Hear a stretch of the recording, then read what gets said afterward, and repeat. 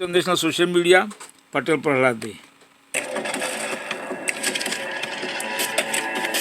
जी हाँ दोस्तों, शाम होते होते नीतीश कुमार ने ले लिया बड़ा फैसला। 20 नवंबर को लेंगे शपथ।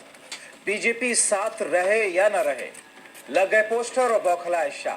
स्वागत है आप सभी का। आप देख रहे हैं द राजनीति का विशेष सेगमेंट खबर और विश्लेषण। मैं हूं जब्बार खान। दोस्तों, आखिरकार वही हुआ जिसका भारतीय जनता पार्टी को डर था। आखिरकार वही होता दिख रहा है जिसे लेकर के मोदी और शाह चिंतित थे।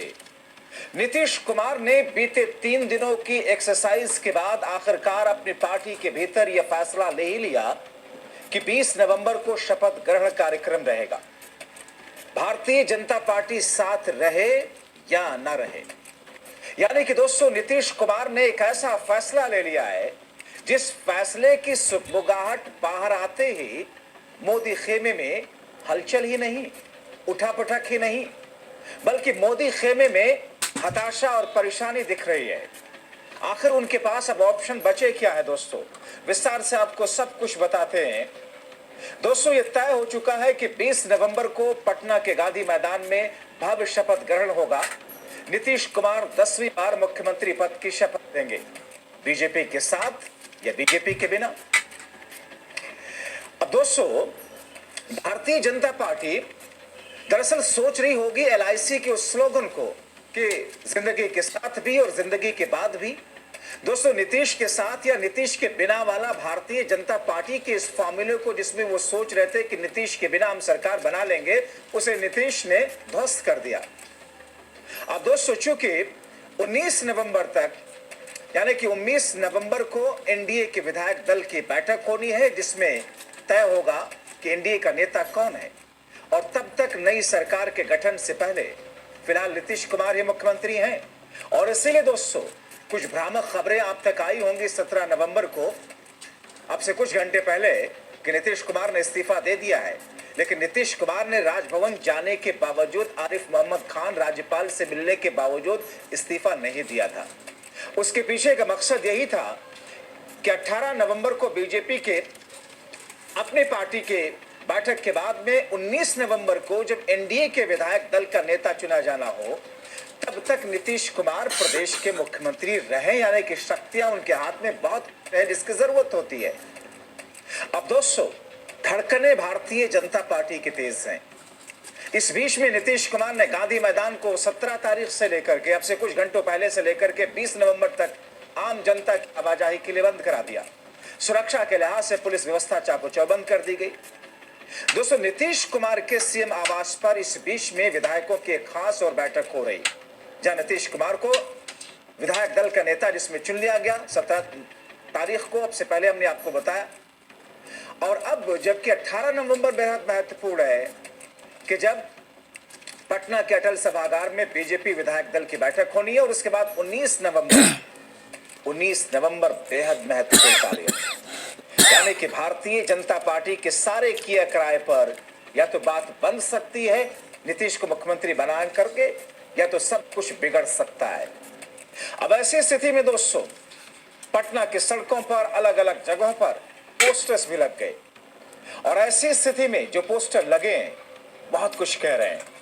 अब दोस्तों, जो स्थितियां इस वक्त उत्पन्न होती हुई दिख रही हैं, उन स्थितियों में दोस्तों, पटना से लेकर के देश की राजधानी दिल्ली में लोक कल्याण मार्ग से लेकर के अमित शाह के घर, जेपी नड्डा के घर, हलचल ही हलचल दिखाई पड़ रही है।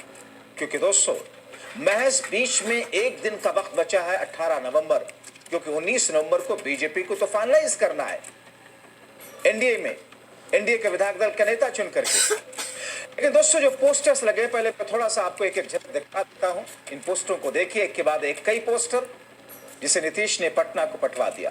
लिखा है, architect of the Bihar model.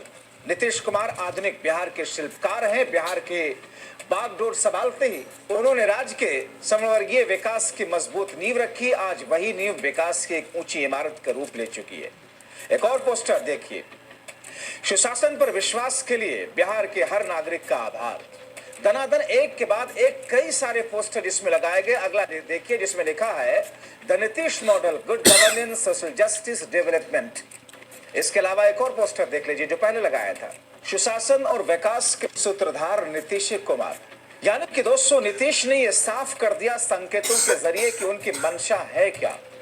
लेकिन अगर बीजेपी और नीतीश के बीच में बात बन गई तो फिर तो सारे मसले ही सलट गए।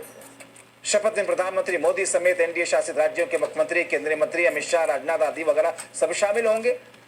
लेकिन कल्पना कीजिए अगर बीजेपी नीतीश की शर्तों पर, यानी कि अगला 24 घंटा बेहद महत्वपूर्ण है, क्योंकि 24 घंटा बीतने के बाद में एनडीए के विधायक दल की बैठक है और मैं मान करके चल रहा हूं कि भारतीय जनता पार्टी 2 फार्मूले में से एक फार्मूले पर नीतीश कुमार को राजी करवा ही लेगी। लेकिन नीतीश कुमार फिलहाल राजी होते हुए दिख नहीं रहे। क्या है वो फार्मूला, आपको बताते हैं। मगर दोस्तों तैयारियां यहां तक है, बीजेपी के नजरिए से अगर इसको देखें, मैं बीजेपी के कुछ नेताओं से इसको समझने की कोशिश कर रहा था, तो उनका कहना है कि नहीं साहब सारी चीजें ठीक हो चुकी हैं और अब सब कुछ सलट गया है ऐसा। लेकिन दोस्तों अगर इतना आसान ये गेम होता, इतनी आसानी से सारी चीजें सलट गई होती, तो फिर बीजेपी के नेता बार बार ये नहीं कह रहे होते, वो विधायक दल के नेता तय करेंगे। और नीतीश कुमार के नेता ये बार बार नहीं कह रहे होते कि नीतीश कुमार ही मुख्यमंत्री रहेंगे। अब दोस्तों बीजेपी के नजरिए से आपको हम बता देते हैं कि अगर उनके नजरिए से तैयारी हो चुकी है, सलट गया सब कुछ, तो होगा क्या। उसमें मंत्रिमंडल का फार्मूला भी उन्होंने बताया कि हमने तय कर लिया है। फार्मूले के तहत 30-32 मंत्री चूंकि बिहार में बन सकते हैं, यानी कि 6 विधायकों पर 1 मंत्री बनता है। तो जिस तरीके से सीट बंटवारा हुआ था 101-101, उसी तरीके से 14 से 15 मंत्री जदयू के, 14 से 15 मंत्री बीजेपी के होंगे। छोटे सहयोगी दलों के भी उनकी जो सहभागिता है वो भी रहेगी। लेकिन क्या ये हो पाएगा, इसके लिए जरूरी है मोदी और शाह नीतीश को मना ले या नीतीश को मुख्यमंत्री बनाने पर राजी हो। एनडीए की संयुक्त बैठक 19 नवंबर में सब कुछ तो साफ हो जाएगी स्थितियां दोस्तों। मगर अब चूंकि 22 नवंबर को बिहार विधानसभा का कार्यकाल समाप्त हो रहा है, 21 नवंबर तक सारी प्रक्रिया पूरी हो जाएगी। उसके लिए जरूरी है कि 20 नवंबर को मुख्यमंत्री के साथ साथ मंत्रियों को शपथ समारोह हो जाए, या कम से कम मुख्यमंत्री का शपथ समारोह हो जाए।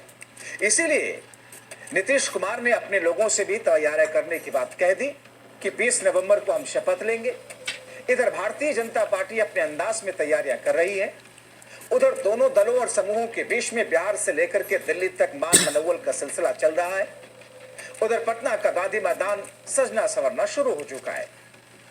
और दोस्तों इस बीच में एक और ट्विस्ट है जो इस मामले को थोड़ा और अलग दिशा अलग संकेत देता हुआ दिखाई दे रहा है। नीतीश कुमार के खासम खास मोदी सरकार की मजबूत बैसाखी, चंद्रबाबू नायडू ने एक ऐसा कदम उठाया जिसके संकेत नीतीश से जोड़कर भी कई लोग देखने लगे।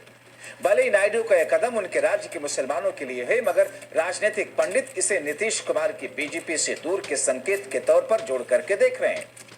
अगर नीतीश की बात को बीजेपी नहीं मानी तो फिर क्या होगा। लेकिन उससे पहले आपको बता दें, नायडू ने बीजेपी की विचारधारा को धता बताकर एक तरीके से चिढ़ाते हुए मुसलमानों के लिए सरकार का खजाना खोला है। अपने राज्य में कई बड़ी योजनाओं का ऐलान कर दिया।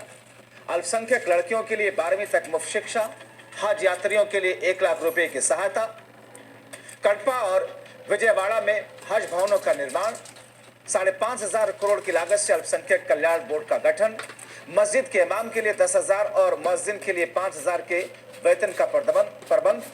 और दोस्तों इस ट्वीट में देखिए कि नायडू की वेशभूषा जिसे देखकर बीजेपी खास तौर पर अन्य भक्तों की नींद गायब हो जाएगी। यही नायडू एंगल बहुत महत्वपूर्ण है, क्योंकि नीतीश बिना नायडू की सहमति के कोई कदम फिलहाल उठाना नहीं चाहते, क्योंकि बात सिर्फ बिहार तक अटकी हुई नहीं है, बात केंद्र से भी जुड़ी है, भले ही देर हो या सवेर हो। और इसका फार्मूला मैंने आपको पहले के शो में बताया है कि किस तौर पर अगर नीतीश कुमार और नायडू की जो बातचीत हो रही है उसका नतीजा क्या कुछ निकल सकता है। बिहार में अगर नीतीश कुमार आरजेडी इंडिया गठबंधन के साथ ओवैसी की पार्टी के साथ सरकार बनाते हैं तो फिर केंद्र का उस पर क्या इंपैक्ट होगा। तो फिर ऐसी स्थिति में दोस्तों नीतीश कुमार का जो फैसला इस वक्त सामने आया और नीतीश कुमार ने अपने पार्टी के लोगों को जो संकेत दिया है, जिस तरीके से पोस्टर लगे हैं, जाहिर तौर पर ये जो 17 और 18 नवंबर की रात है ये मोदी और शाह के लिए बेचैनी भरी होगी।